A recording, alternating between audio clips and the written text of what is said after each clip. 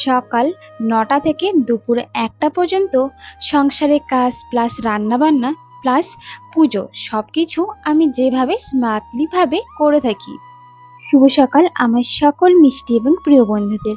আমি দিয়া তোমাদের সবাইকে নতুন একটি ব্লগ ভিডিওতে অনেক অনেক স্বাগত জানাচ্ছি। আজ হলো সোমবার, সপ্তাহের কিন্তু একদম শুরু। তো সপ্তাহের শুরু তো কাজও কিন্তু একদম শুরু। ঘড়িতে বাজে এখন সকাল প্রায় ৯টা। ৮:৩০টার দিকেই সবাই কাজে চলে গিয়েছে। তারপরে আমি জানো তো আজকে একদম সকাল সকালেই খাওয়া দাওয়াটাও কমপ্লিট করে নিয়েছি। তারপরেই সব কাজে হাত দিলাম। এইদিকে দেখো সব কিছু কেমন দাগ পড়ে গিয়েছে। এই শোকেসের মধ্যে দেখতে পাচ্ছ দাগগুলো লালচে লালচে দাগ, সেটা হলো একটা বিশাল ভুল হয়ে গেছে। যখন শোকেসটা কিনেছিলাম তখন যেখানে আমি জামা কাপড় বা অন্য জিনিস রেখেছি সেখানে তো পেপার দিয়েছিলাম, কিন্তু যেখানে কসমেটিক রেখেছি আমি ভাবলাম এখানে হয়তো কোনো দাগ পড়বে না, কিন্তু দেখছি এখানেও তো দাগ পড়ে গিয়েছে। এখন যদি এটা ধ্যান না দিই তাহলে পরে হয়তো এই জায়গাটা ভেঙে যাবে বা খুবই খারাপ একটা অবস্থা হয়ে যাবে। তাই আজকেই একটা ভালো পেপার এখানে পেতে দিলাম। এটার মধ্যে কিন্তু মোম ছিল, মোমটা তো জ্বালানো হয়ে গেছে। ভাবলাম কাপটা বেকার বেকার ফেলে দিব কেন, দেখতে তো বেশ সুন্দর এবং খুবই ছোট।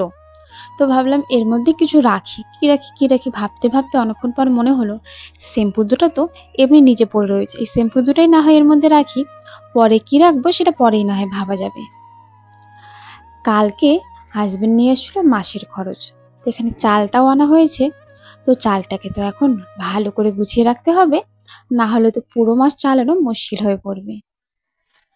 আমি না এই নতুন বস্তার মধ্যে দেখতে পারছি যে চালে তো ২৬ কেজি দেওয়া হয়, এখানে আলাদা করে একটা প্যাকেট দিয়ে বোঝানো হয়েছে যে এখানে এক্সট্রা করে ১ কেজি রয়েছে। তা যাই হোক, এদিকে দেখো একটা কৌটোর মধ্যে তো আমি অর্ধেক চাল ভরে নিব, তারপর আরও একটা কৌটোর মধ্যে ভরতে হবে, কারণ ঘরে যেহেতু জিনিসগুলো রাখবো আর ঘর মুছতে গেলে তো জল লাগবেই, জল লাগলে পোকা ধরার সম্ভাবনা। তো এদিকে যে কৌটোগুলোর মধ্যে আমি রেশনের চাল আর আটা রেখেছিলাম সেগুলোই এখন খালি করছি। বয়ামের মধ্যে আটাটা রাখলাম আর যে রেশনের আতপ চাল ছিল সেটা রাখলাম ছোট্ট একটা হাঁড়ির মধ্যে, তাহলে সব কিছু খালি হয়ে গেল। এখন আর চাল রাখতে কোনো অসুবিধে হবে না। দেখো এই কাজগুলো করতে করতে কিন্তু ঘড়িতে প্রায় ১১টা বেজে গিয়েছে। দেখে মনে হয় কত তাড়াতাড়ি কাজগুলো হয়ে গেল, কিন্তু এরপর ঘর ঝাড়ু দেওয়া, ঘর মোছা ওগুলোও করেছিলাম। আজকে সকালে রান্না করেছিলাম ছোলার ডালের বড়া করে তরকারি, আর কোনো কিছুই করতে পারিনি। এখন জানো তো রাত্রেবেলা করে প্রচুর বৃষ্টি হয়, তার জন্য ঘুমটাও ভালো হচ্ছে আর ঘুম থেকে উঠতেও দেরি হচ্ছে। তো যেহেতু সকালে ঘুম থেকে উঠতে একটু দেরি হয়ে যায়, ২-৩ রকম রান্নার করে ওঠা হয় না। আজকে শুধু যেহেতু তরকারি করেছিলাম তাই ভাবলাম দুপুরের জন্য একটু কলমি শাক ভাজা করি। ২টা কলমি শাক নিয়েছিলাম। আমার শ্বশুরমশাই যেহেতু নিজেই ব্যবসা করেন তাই আমাদের আলাদা করে আর কিনে আনতে হয় না, সেখান থেকে ২টো নিয়েছিলাম, কিন্তু এর মধ্যে প্রচুর বালি ছিল, আমাকে অনেকবার শাকগুলো ধুতে হয়েছিল। তো আমি শাকগুলো কী করে বানাবো তা বলছি। পেঁয়াজ আর ৫ ফোড়ন সম্বার দিব, আর এইদিকে নিয়ে নিয়েছি আমি ঝিঙে আর আলু, সব কিছু ভালো করে ভাজা ভাজা করে নিয়ে হয়ে যাবে আমার শাক ভাজা। তো এখানে যেহেতু শাকের যে ময়লাগুলো ছিল সেগুলো একটা প্লাস্টিকে ভরে রাখবো। আমাদের ঘরের পাশে ড্রেন রয়েছে, কিন্তু এখন আর যেহেতু সেখানে নোংরা ফেলা যায় না কারণ সেখানে কাজ চলছে, তার কারণে আমরা আলাদা প্লাস্টিকে সব কিছু জমিয়ে দূরে ফেলে দিয়ে আসি।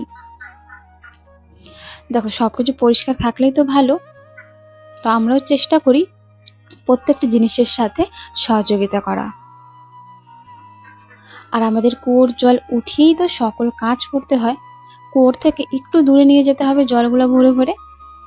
এদিকে কিন্তু শাকটা আমার রান্না হচ্ছে আর এদিকে আমি অন্য কাজও করে নিচ্ছি। এই সব কিছু করতে করতে প্রায় ১টা থেকে ১:৩০ বেজেই যাবে ধরতে গেলে। তারপর স্নান করে আমি গোপাল সেবাটা দিয়ে নিব। সকালে একবার শাশুড়িমা গোপাল সেবা দিয়েছেন, দুপুরে আর সন্ধ্যেবেলা গোপাল সেবাটা মূলত আমিই দিয়ে থাকি। চলো তাহলে বন্ধুরা, আজকের জন্য এতটাই। আসবো নতুন ভিডিও।